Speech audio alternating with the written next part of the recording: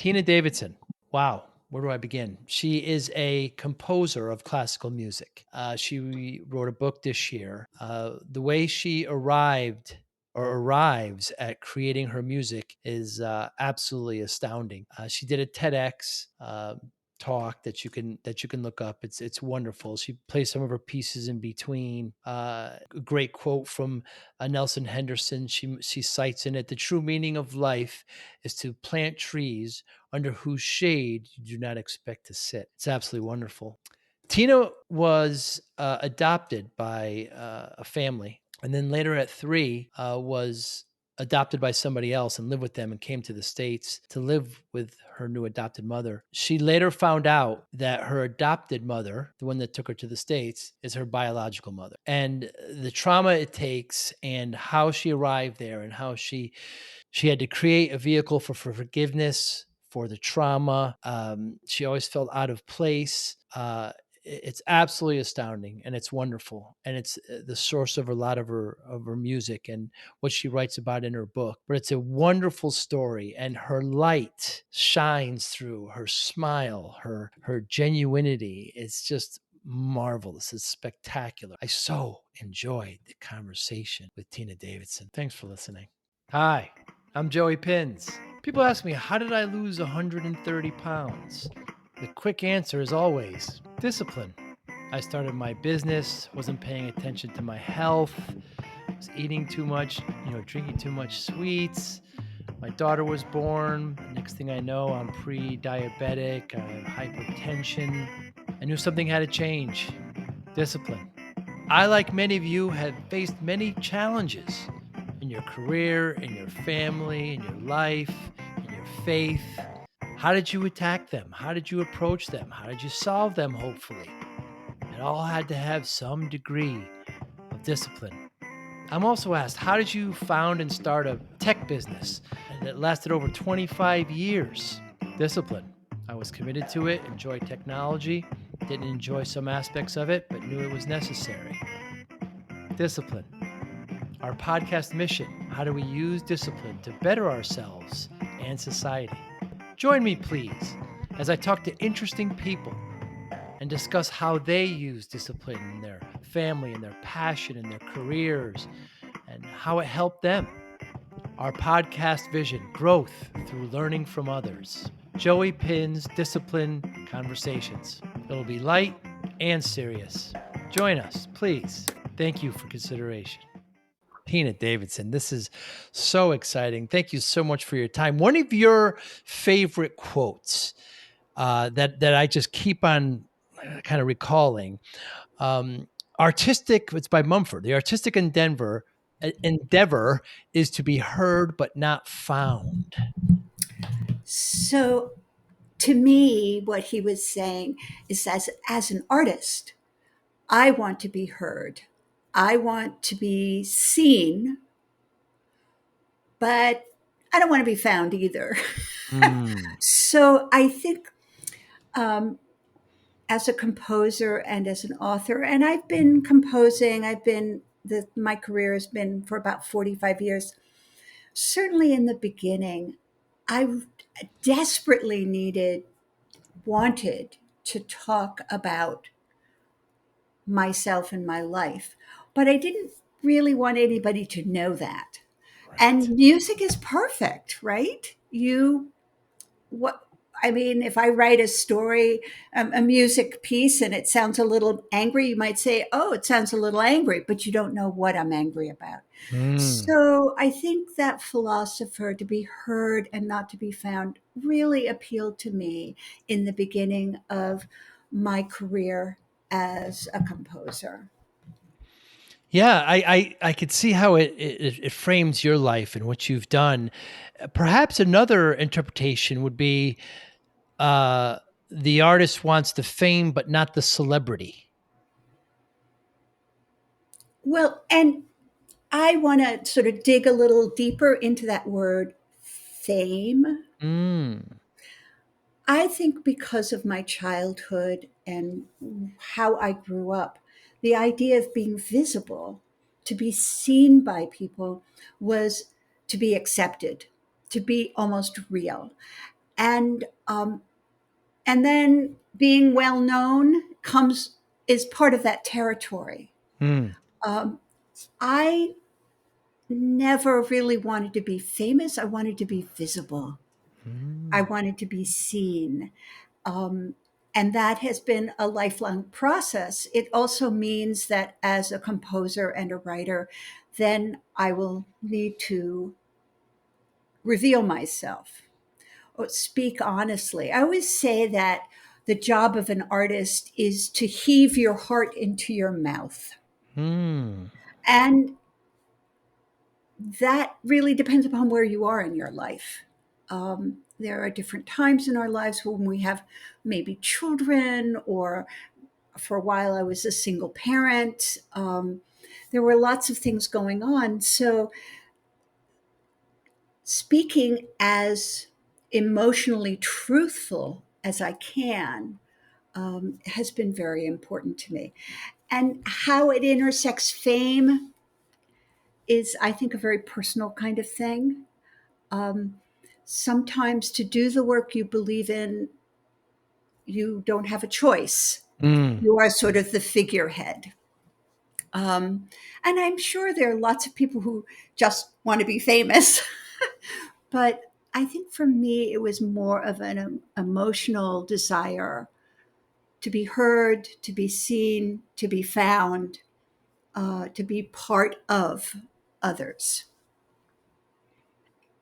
Yeah, you've certainly done that. I'd like to start with your TEDx, which was just captivating, Tina. And you do this great job of telling your story and intermingling your own music. And Yes. you start with your first "Be Like an Orange," where you talk about your love of your earth, and it's this beautiful piece that comes together so well. Uh, why have a love for earth like you do? The piece is called Blue Like an Orange, and it comes Yes. from a poem. And it's such a wonderful, blue like an orange. Mm. Mm. But I certainly have gone through various stages in my life about my work, and this was a real opportunity to express my connectivity to a much larger thing. I Mm. think of my 45 years as a composer, the first 10 years, I was sort of composing music without really knowing who I was. Hmm. And then the second 10 years, the second decade, I was learning who I was, and it was tough, and it was a lot of work. And sometimes my music at that point was almost raw. And then the second 2 decades have been really more outside of myself. How do I connect with the bigger thing? Hmm. You might call it spirituality, you might call it the sky, you might call it energy. Whatever your belief system is how am I in relationship with the bigger thing that's outside of myself? And certainly Blue Like an Orange was part of that. I would say that I continue to be in that stage. And my titles of my pieces really kind of show you where I am in life. Hmm. Years ago, I wrote it when I was in the second decade of writing. I wrote a cello quartet called Dark Child Sings. And it was about my dark little child sort of singing out all of its existence, the river, the river of that particular dark child. But then I get into at the end of that decade, into my third decade, I'm writing pieces like uh, Delight of Angels, Hmm. um, Bright Flash of Wings, just sort of about looking up, and you're just walking and suddenly something catches your attention and you look up and it's this a flash of something, and you want to know what it is and be connected, but you have to stop looking down to see it. Um, During the pandemic, I wrote a piece called Leap, and that was about how we kind of all leapt off our out of our safety or our naive safety of health, global health, into a different time. I have a piece called Hum, and it's really about the mother and me humming to my child. It's it's about that sensation. Or when I was a kid, everybody whistled. Oh, you would walk down the street and That's somebody true. someplace Yeah. would be whistling. And that was before we were all plugged into our own Mm. music. Mm. And I used to love that little whistle coming from someplace. There's some people still who they hum to themselves while they're doing the dishes. And for me, that's almost a holy moment that is just so personal and beautiful. And so my interest again is in maybe a smaller connection. Um, Now that I'm in my 45th year of writing music. Yeah, and in the TEDx, you tell us how you want everybody to be a composer. You want, the love just shines right through you, Tina. And you make the point at one point where people say, what are the when you teach children, when you teach adults the music, what are they going to do with it? How are Right. they going to move it on? And you say, it's none of my business. Exactly. Exactly. It's wonderful. And, I think when you do teaching in school, or they always want to know, how does this matter? We just spent money on you to do this project. How will it affect? We want to know exactly how it's going to affect. And I think um, there's another wonderful quote, and I've forgotten the name of the guy. But he said the meaning of life is to plant trees under whose shade you do not sit. Right. Nelson So Henderson. yes, thank you. Yes, so I have had to be very frank and saying I can't tell you. Um, I have a lot of kids who study piano with me and composition with me. Am I making future musicians? I don't know. And honestly, I don't even care. What I'm trying to do for my students, wherever I teach them, is that they can acknowledge and hold on to their own creativity.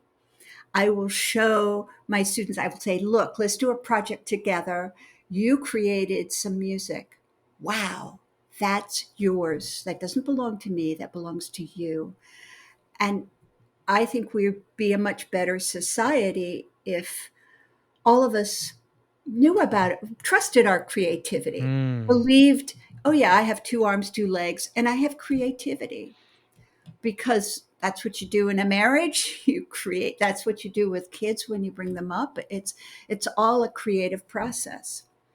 And I think some of musical history is that great music is up there. It's not down here. Hmm. Um, and I don't believe that. I think it's right here, right now. It's with us. It is us.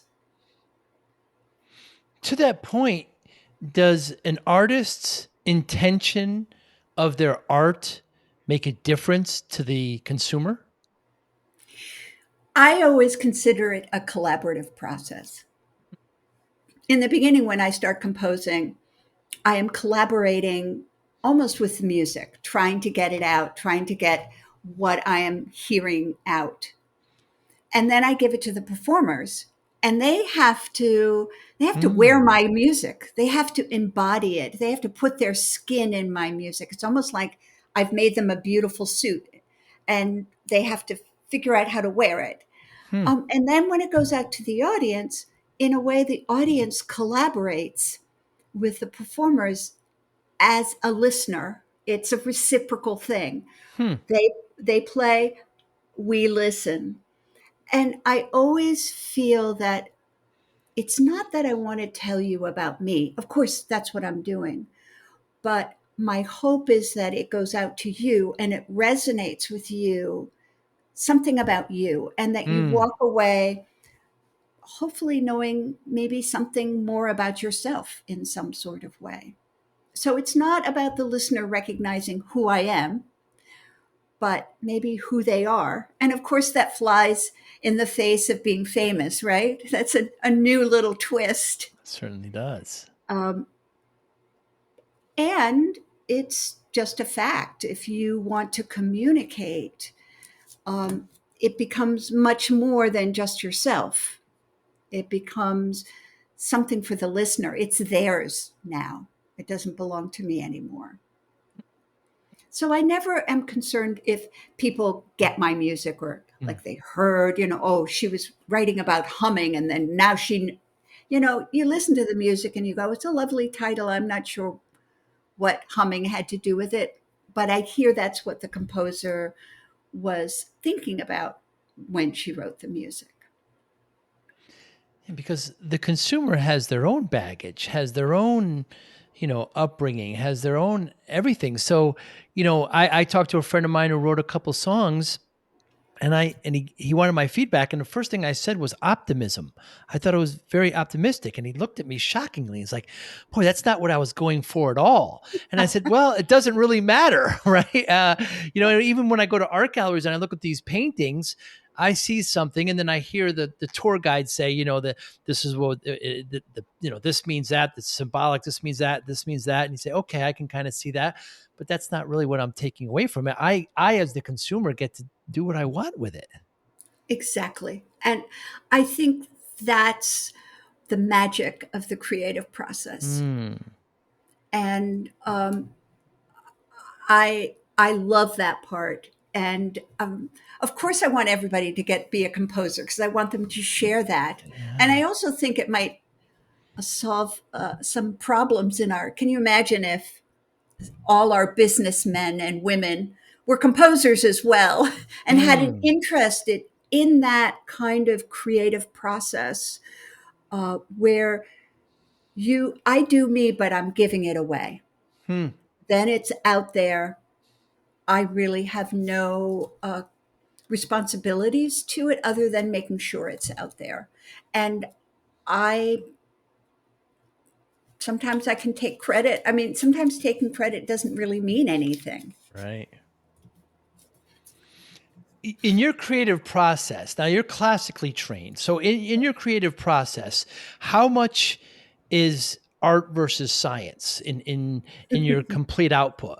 I mean, you're classically trained, you know how to read music, you understand all the philosophies, you understand all the structure. There's a lot of math, there's science, but art itself is art by design. What's your process there? It's been very interesting. I've been getting a lot of. Oh, by the way, my memoir, "Let Your Heart Be Yes, we'll Broken." talk about that. Uh, Yes. I've had a lot of really great reviews. But one of the things that two of the reviewers have brought up is that they didn't feel that I talked enough about my style of music or the process. And Mm, I'm not exactly sure what they're thinking of. They may be thinking more of sort of the science of it. How do I use notes? How do I mm, create a melody? How do I use chords? You could sort of think that let's have an analogy of a big, beautiful bowl of stew. It's mm, so delicious, and you're so hungry. You could say that um, the broth is almost like the chords or the harmonies. It holds things together the and it ingredients. might move things to another place. I don't know what you'd call the potatoes and the carrots. Maybe the steam coming off of it is the melody. It's the I kind of say. the other thing that you can make. And composing or doing the artistic process, it's always this balance. It's this emotion, this expressiveness, but it also is oddly balanced with logic and Mm, with almost properties that you can't control, such as magnetism, like how a piece is sometimes is just pulled in a direction and you can't stop it. Um, and how you end a section, which is a little bit like if you're reading a book and you have a chapter, intuitively the writer has designed it so that when you get to the end of the chapter, you actually want to go forward. Mm. There is some sort of energy in the placement of the plot or the dialogue that compels you to say, oh, I want to keep on reading it. How that happens exactly after 45 years of writing, I'm not sure I can articulate Mm. it. Mm. I wish I could. It's sort of like a great artist when they reach out for the paintbrush, they're not thinking which paintbrush I should use. Mm. There is this very intuitive and accumulation of knowledge. They're at a point where they've done this so much that the hand reaches out and just picks Hmm. it up. Or maybe it's going for a color, and the artist is looking at their painting and they go, "Oh yeah, oh no, that's better." What was the decision making process there? I think it becomes very intuitive. It's so becomes part of the language that I have worked on for so many years that I'm not sure I could take a scalpel and cut it out for you. Um, but I do know that there are inherently logical places that you arrive, so Hmm. that when the listener comes to the end of a section of my piece, um, I'll arrive in a place and they'll go, wait a minute, that's not where I expected you to be, but that's just exactly right. I'm with you. I'm going with you as you lift off and keep on moving. Have you ever written or composed something in someone else's voice?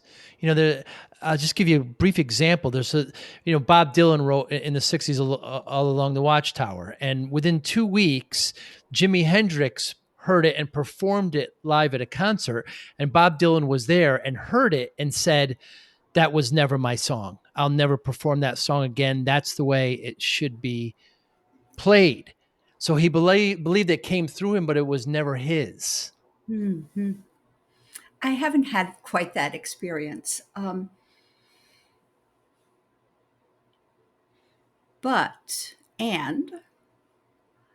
I know that there are composers who can write in so many different styles. They can write a piece like Mozart. They can write a pop song. They can write this style or that style. That was never my gift. Hmm. My gift is to really write my music. Um, Sometimes other people perform it better than I had imagined or Hmm. brought nuances that I had put in, but were more defined in the performance than I had realized. Um, but I'm not that talented to write in lots of different styles. There are Hmm. other people who are amazingly talented at that, but I'm not. I just sort of write Tina Davidson. Yeah, and you do it wonderfully. So you mentioned your book. You just released it this year, 2023. Let Your Heart Be Broken: Life and Music of a Classical Composer. And it's amazing to me, the stories and the baggage and the, I'm going to say, trauma, Tina. So you Mhm. do find out that you were adopted, and eventually you do find out that you were adopted by your biological mother, and Right. you've always felt this, you know, kind of, you weren't in the right place. You were out of place in a bit, and it carried a lot of baggage with you. Would you be able to be the composer and I'll say the brilliant artist you are now without any of that? Hard to say. Wow, is that hard to say? Yeah. Because, you write out of who you are. What I do know is that when my daughter was born, I was in my 30s. Um, I was still quite angry at all of this, very confused. And I realized that if I didn't master this situation and sort of walk through this trauma and understand it better, I was going to put it in a little box for my daughter and gift wrapped it for her, and Mm. it would have been hers. So it Mm. was very important. Uh, my daughter's gift to me was the willingness to look at this trauma, and my mother's real uh, not wanting to sort of deal with it, just Right. sort of saying, "Oh, couldn't we just let that go? Mm. Couldn't we Mm. just pretend it didn't happen?" Um, and so when I really worked on it and really started to connect some of the dots, I also got to a place where I had to let it go. Right. And so that it speaks to your question. Could I certainly wouldn't have written the same body of music. Absolutely not. Could I Mm. have also been a composer? Can you be a composer without having trauma in your life? Can you be an artist? I would say yes. There was a time where I really realized that that darkness couldn't be a muse for me. I needed to write about joy and connection. I needed to write about things that were bigger than myself. um, I don't know what you want to call it, the energy around you, if you want to call it God, if you want to say the beautiful country, anything that was bigger than me, community, spiritualism, that's where I needed to go. And I had to sort of decide that I was going to kind of give up my trauma. Um, Not that it's ever forgiven, not that it's, given me up all the time. Every Mm. once in a while I am triggered by something and I'm like going, whoa, that's some old stuff. But that willingness to move through the brokenheartedness, and that's why I call it Let Your Heart Be Broken. Um, because I think that when I came to terms with my brokenness, I was able to then shift and move. Mm. And my muse stopped being the old anger and the depression and the sadness. It became connection with life and joy and things that I didn't understand or know about, things that were beyond me, but that I was kind of searching for through my composing. Yeah, you describe being in the basement and dragging something and, so what is your practice for forgiveness?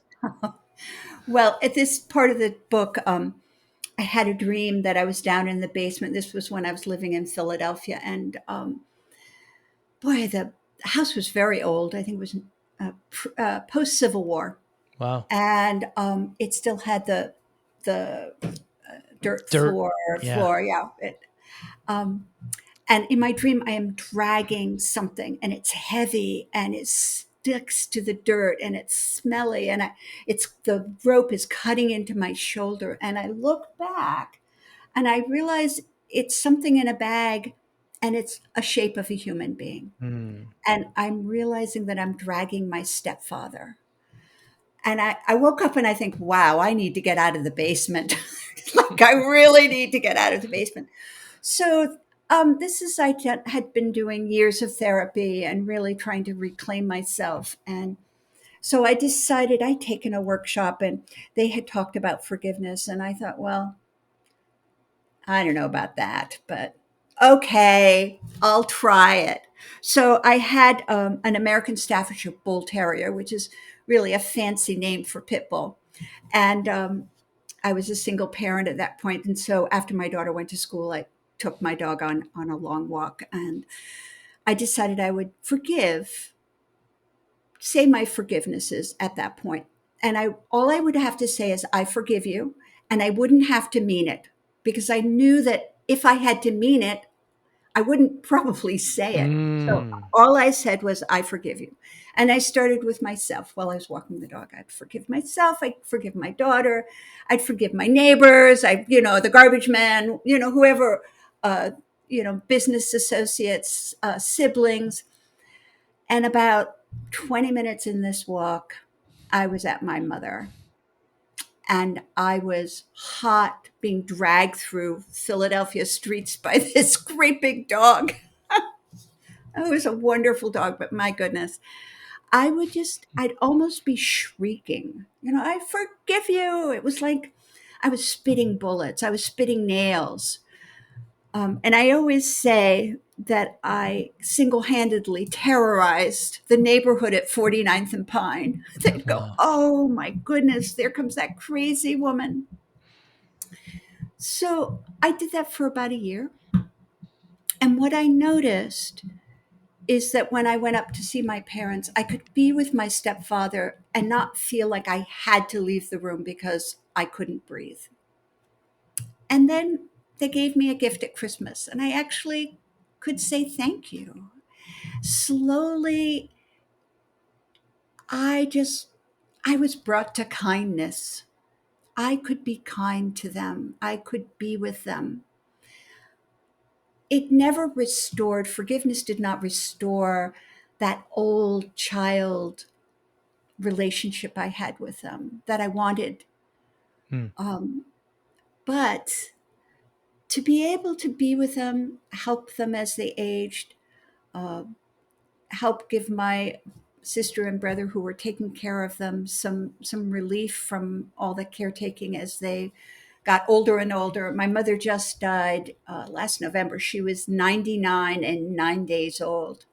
So she took a tremendous amount of care at the end. And I was able to give my siblings respite care and be with my mother and just be kind. Wow, that was such a gift to me. And I think the key to it is that all I had to say was, I forgive you. I didn't have to mean it. It was almost Mm. as if I was kind of hypnotizing myself in a way, Mm. or I can't really tell you, but that did work for me. It's wonderful, Tina. So, if we could just walk us through. So, you were born in Sweden, Mhm. and then you were given up, and at about 3 years old, you're adopted, correct? So I was born in Sweden. I was born in Stockholm, Stockholm. and I was placed in a foster family when I was probably about 6 months old. I'm Yeah. not really sure on that. And I lived with them for 3 years. So I was 3.5 years. Um, and from my viewpoint, this beautiful young woman, American, appeared. She lived in the area for a month or so.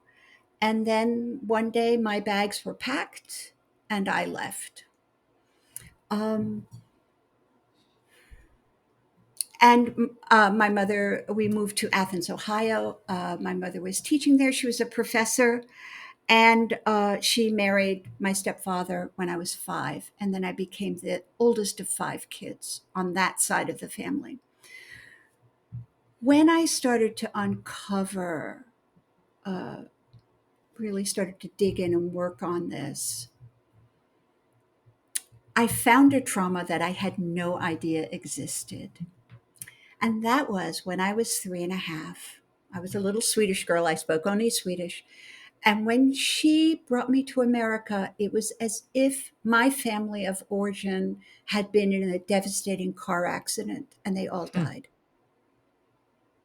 From my little 3-year-old, 3.5-year-old, Perspective. Yeah. I lost my mother, I lost my father, my 3 brothers, I lost my home, I lost my country, I lost my language. And I didn't understand that some of the depressions, and I'd had pretty severe depressions until my mid 30s, were linked to the fact that I was still grieving that loss. That was my family. And I had no idea. I started doing therapy and then I cried for 2 years. I was like, wow. And I think, first of all, in the 50s, they didn't have language to these things. And not only that, there was a suspicion as if you talked about it, you were being disloyal. Mm. Certainly my parents did they loved Freud, but they didn't think that talking about the family of origin was a very good idea and should be avoided at all costs. Um, my mother adopted me and brought me back as an adopted child, which was very smart. At that point, society was cruel to women who had children out of wedlock. She couldn't have become a professor, which was hard enough in the 50s anyway. She went to Penn, got her PhD there. So she did a really smart thing. She provided good coverage for herself and myself, but she also didn't tell anyone. She didn't tell my stepfather. She didn't tell her Wow. mother. Um, And as I grew older and older, I think that secret kind of calcified. Mm. She started, she almost couldn't speak about it for some reason. It was so when I found out because when I was 21, I happened to be in Sweden, of all things. Right. I was taking care of a 13-year-old daughter of a family friend for the summer there. And I decided to go to the adoption agency. And I thought, oh, maybe I'll find my parents. And I always thought of myself as a Swede. If you don't have any information, as a kid, you just make it up. You know, I knew that I couldn't talk to my mother about the adoption. I knew she was very sensitive about that. She never differentiated me from any of the other kids. So I was always included in part of the family, but I knew I was really somehow different. Mm. So when I went to this adoption agency, they said, "Oh, come down. We have information for you." And she was the one who told me that my adopted mother was my birth mother. And that was a great shock Yeah. because I had up to that point kind of aligned myself with this idea of being an adopted child, the sort of the child outside of the family. Mm. So that when they talked about history, oh, your grandmother, your grandfather did this, I'd always think in my head, I'd auto correct. Hmm. It isn't my family. I wish I did have a family. Um, and I also created this persona that was really funny, it was very cheerful, really helped around. I hid when I was feeling depressed and morose. um, so it was sort of as if my whole reality had changed by this one word. Wow. Um, Although I don't think that that's an uncommon experience for people, Mm. that they find themselves in situations and realize they've been basing their life on this one maybe concept of themselves that maybe wasn't accurate. Um, but that was hard. Tina, what was the conversation like with your mother with this news? Did you have it face to face over the phone? I no, I took a plane home, and then I finally, after about a week, invited her to take a walk with me up to the park. And I told her I knew, and she cried. And I felt like, oh, great, now I can tell everybody I belong. And she said, no, no, no, no, no, no, no, no. I don't want you to tell anybody. I said, well, how about my brothers and sisters? No, no, no. Um, and again, this secret, you've got to be careful about secrets. They Yeah. can really control you. I write in my book that secrets can become like your own personal Frankenstein, Mm. and they're clacking around and damaging things and breaking furniture, or you're having to have the windows shut all the time because they're yelling so loudly. You don't want the neighbors to hear. You're entitled to privacy. Absolutely.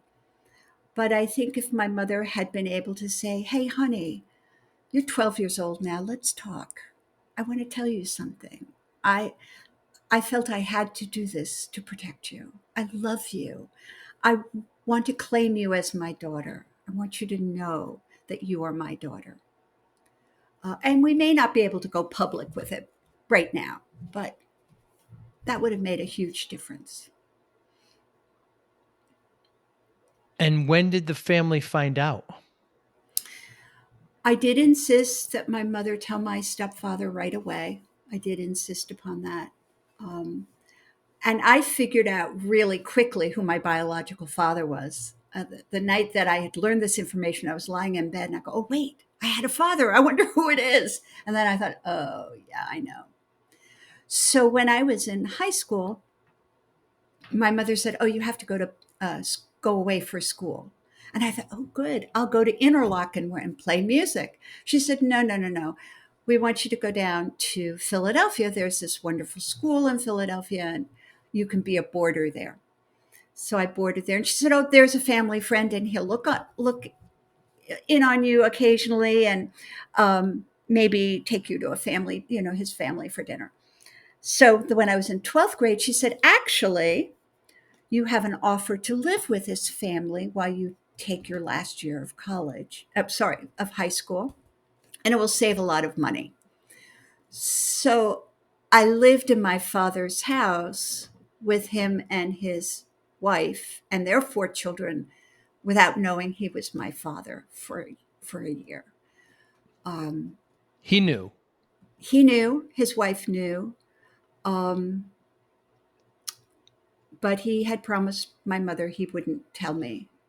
Um, I always knew he had a strange affection for me, Mm. but I thought it was just this lovely man who was affectionate towards, you know, I was a senior in high school and, I was practicing the piano every day. I was studying. I was like the model child because I was Mm. living in someone else's home. It wasn't as if you were going to see my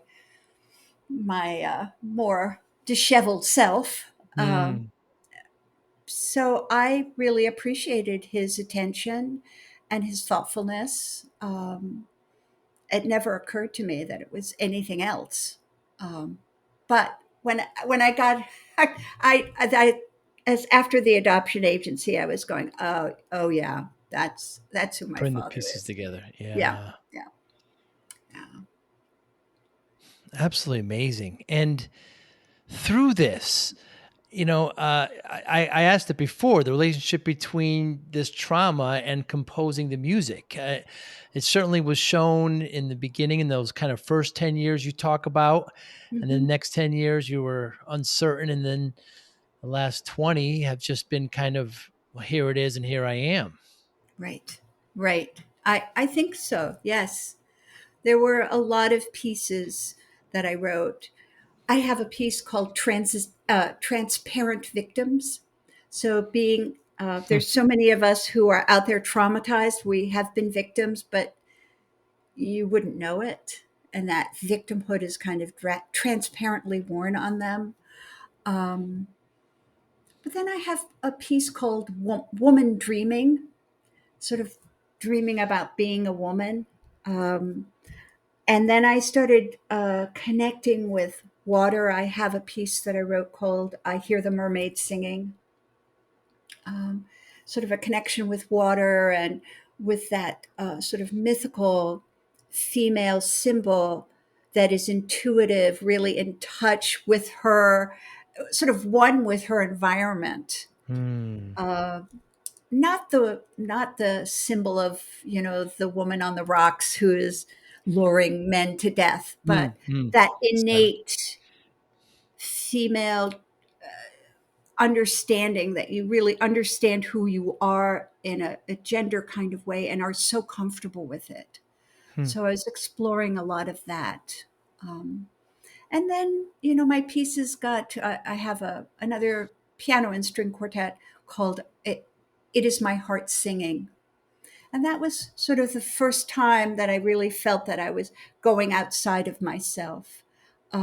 Another piece is Delight of Angels.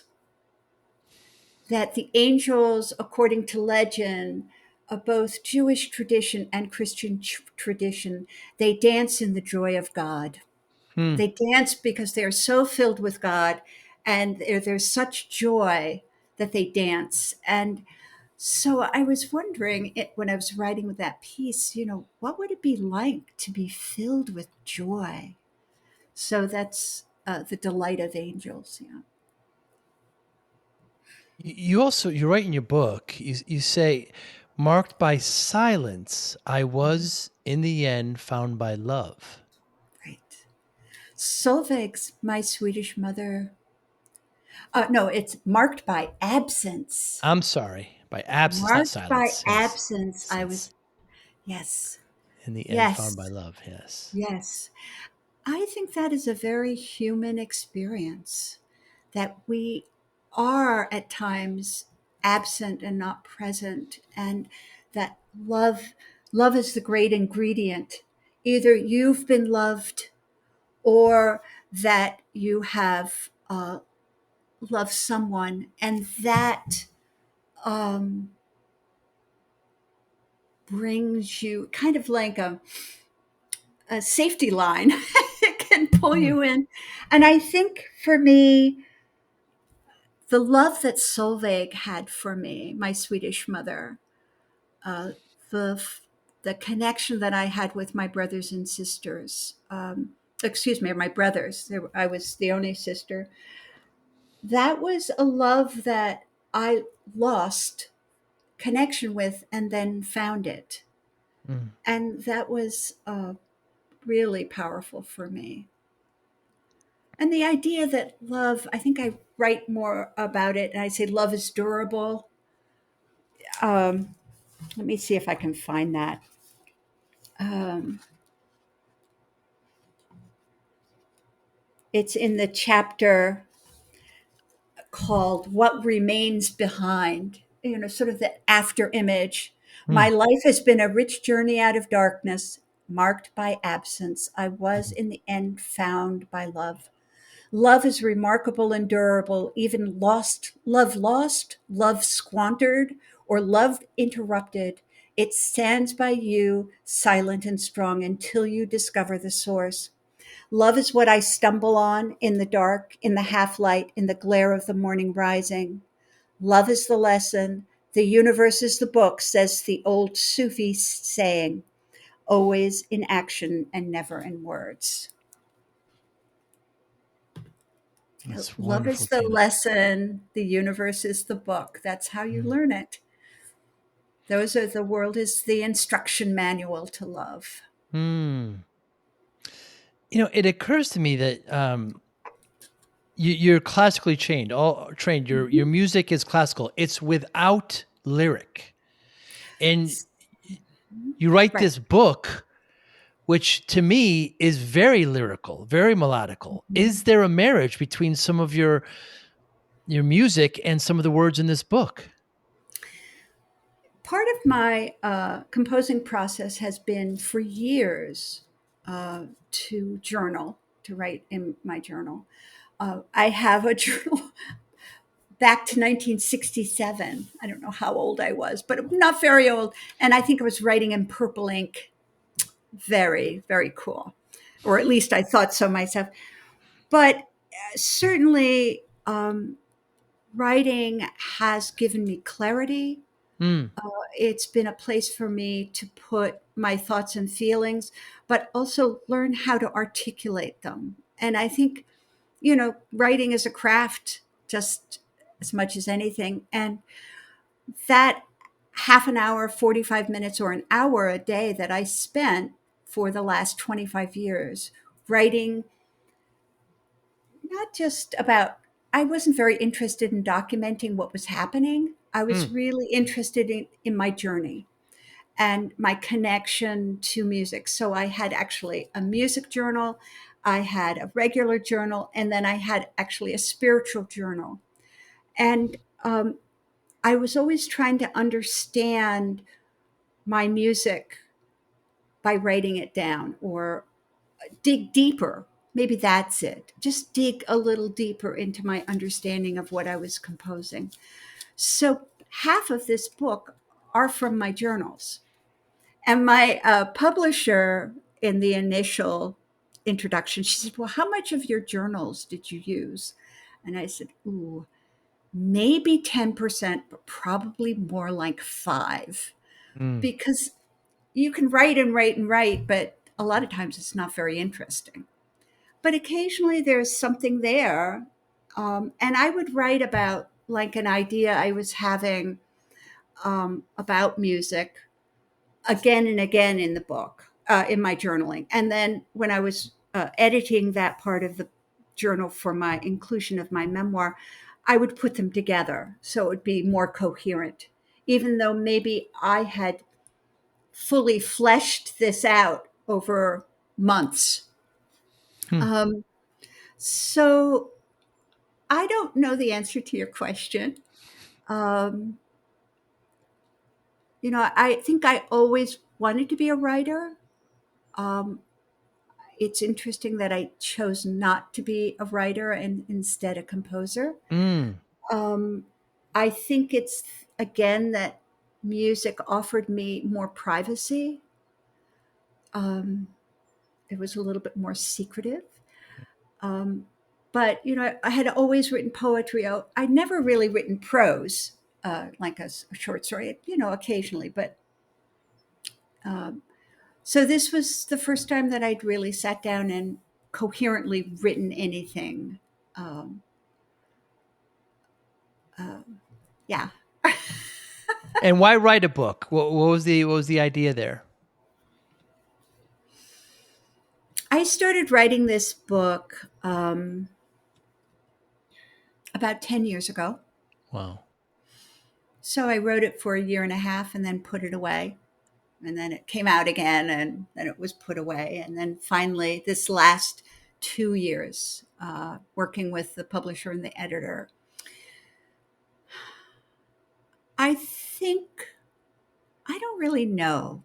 I think I was an age where perhaps the idea of sharing your story is Hmm. more important as you get older. Maybe it's part of leaving a legacy, as I am in the sort of final act of my life. Aw. I'm thinking about legacy and what I have to say. And is it important? I don't know. I'll write it and find out. If Mm. if people respond to it, then I guess yes. If they don't, well, I guess not. But I think I wanted to really articulate my story, and I wanted to talk or give words to my composing process. Uh, that's what I think I was doing. I It's think I hard think when you've you done it. start a project, that sometimes you just do it. It Mm. calls to you, you feel like you need to do it, and then it grows on its own. Mm. And then it grows and grows, and then you feel a need to complete it eventually. Yes, yes, yes. And I was very fortunate. I worked with wonderful editor about the sixth or seventh year mark, and she was very encouraging. In terms, I was interested. The form that I have is different than a usual memoir. It's a short story, one chapter, and then it's a chapter from my journal, which is as an adult.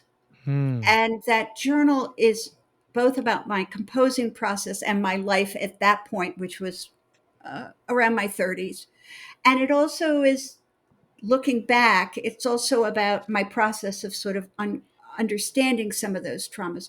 So you go through that, story and journal. And that's not a usual way to write a memoir.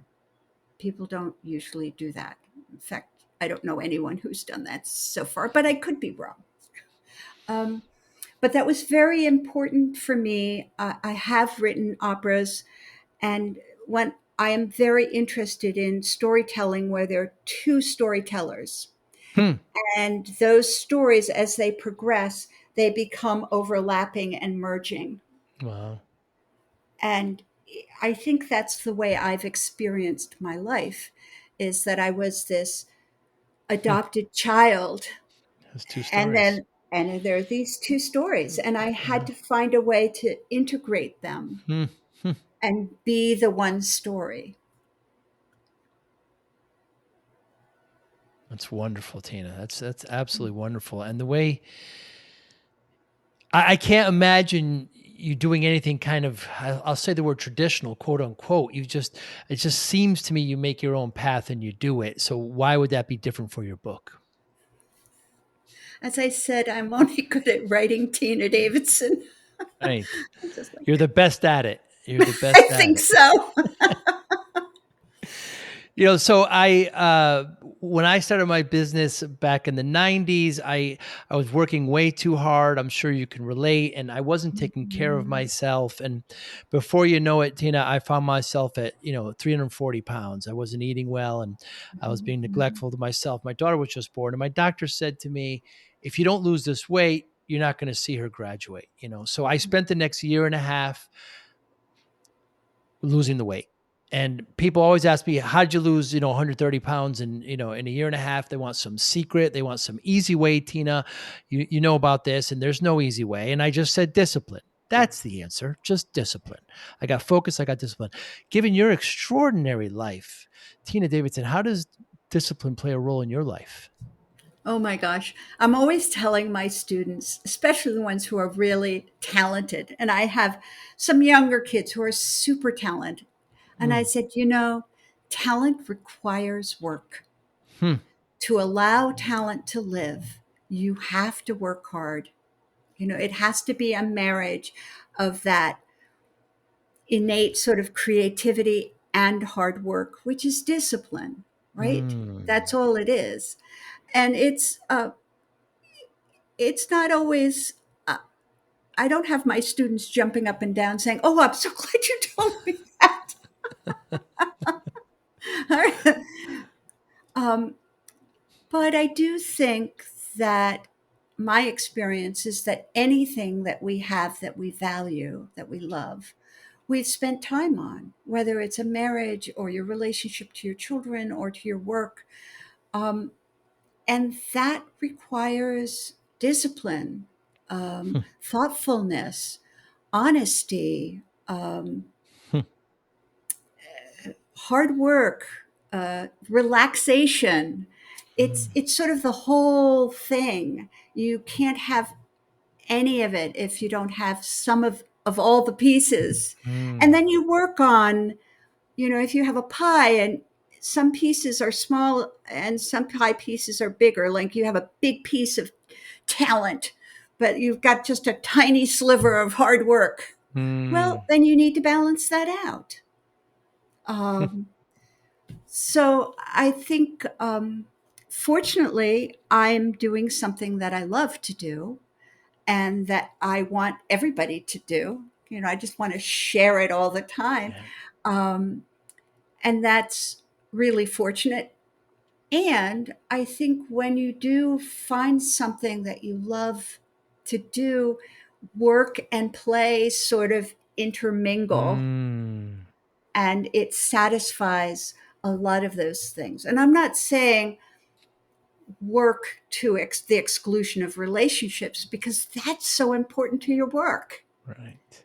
Again, it's, you know, the pie that you have, you want to have healthy pieces of all Hmm. the things, you know, taking care of your body, taking care of your mind, your heart, all those kinds of things are so important. They certainly are. Tina Davidson, what motivates you? Hmm.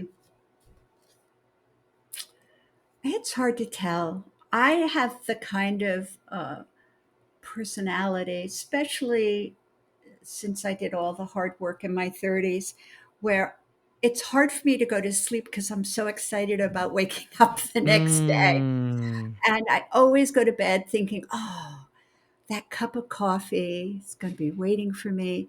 And I've always been told that I wake up with a smile on my face. Um, I've always had a sort of naughty sense of humor, a little bit bawdy, um, but humor is really important to me. Oh, now what was your question? What motivates you? Oh, yeah. Motivation. That, wow. I think just my joy in being alive Mm, and my passion to share mm, um, the love that I have for music, and I feel it is good and healthy medicine for everyone. And I'm also very passionate about sort of deconstructing who can be part of music. I think in the classical music world, there is the sense that the composers don't really walk on earth. They walk up in the clouds. You know, they're geniuses. There's always that word genius. And the mm. trouble with the word called genius is that it means they're not one of us. And I want to demystify that so that everybody feels that music is theirs, whatever kind of music, whether it's classical music or hip hop or whatever, it belongs to everyone. Mm. So that I think motivates me a lot. There's such thing as bad music?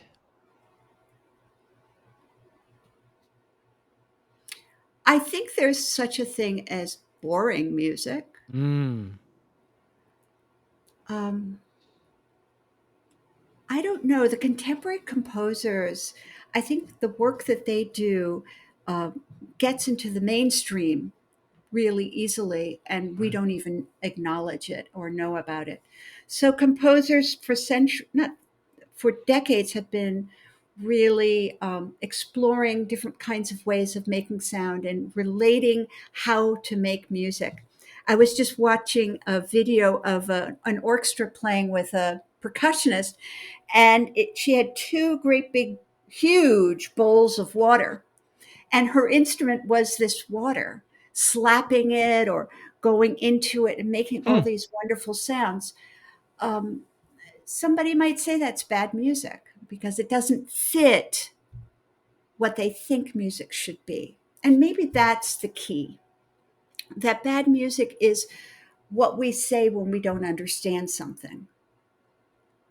Um, it's out of our imagination. Mm, Um, but once it starts to get into our imagination, we might go, oh, water sounds beautiful. What an amazing instrument this water is.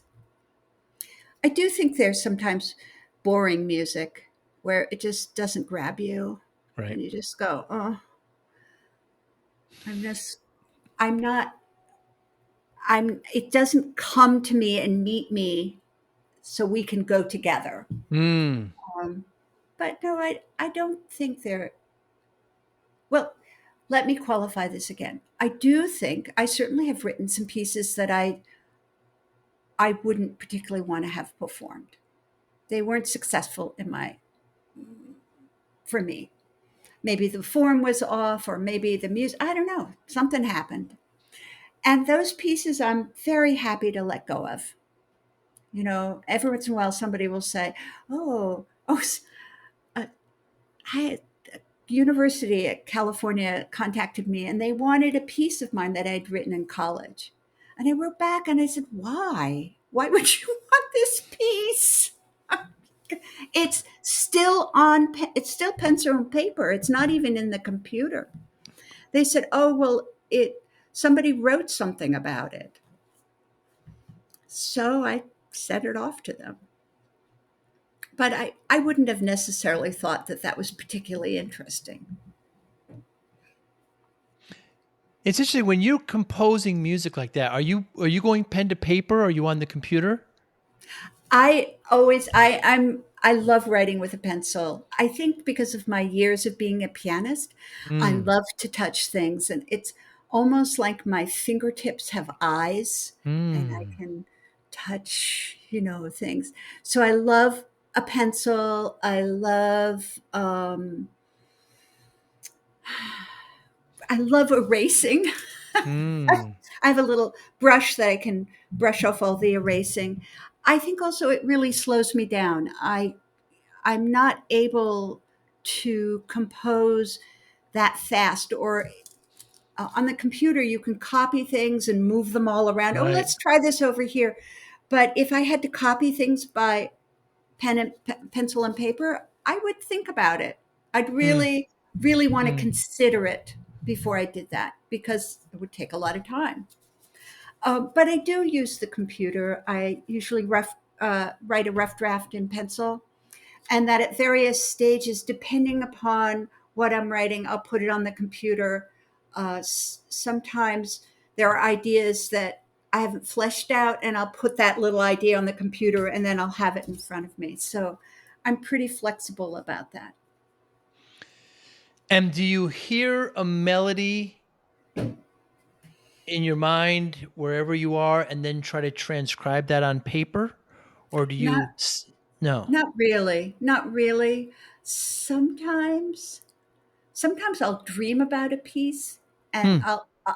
but I can't say that I can that it's more like an impression rather than actual notes. Um, Hmm. I'm actually pretty good at writing melodies. And I always feel that it's important to be really generous when I write music. So I tend not to use a melody over again because I feel, oh, I'll just I'll just write another one. There's lots here. I'll just keep on writing. My music tends to be more like a journey where you're sort of traveling on a train and there's this beautiful countryside, but then you start getting to the outskirts of a city and you start going through the city and maybe it's more rhythmically uh, aggressive and then suddenly you're someplace else. So I think that's the way I experience life is a journey. Um, no great big endings or crashing symbols. Um, Are you near the piano? So when you change chords, you Ooh. kind of want to hear what that sounds like.